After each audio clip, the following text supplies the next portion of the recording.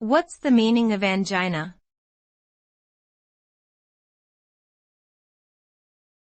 Angina.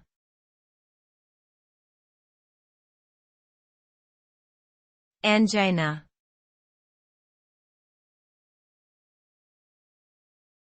Angina.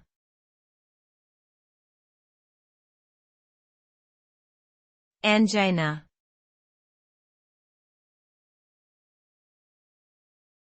Angina.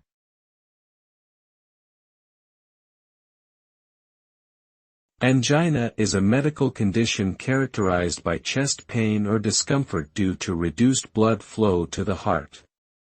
The reduced blood flow is usually caused by narrowing of the coronary arteries, which supply blood to the heart muscle. This can be due to the buildup of plaque in the arteries, which leads to atherosclerosis. Common symptoms of angina include a squeezing or pressure-like sensation in the chest, shortness of breath, and discomfort in the arms, neck, jaw, or back.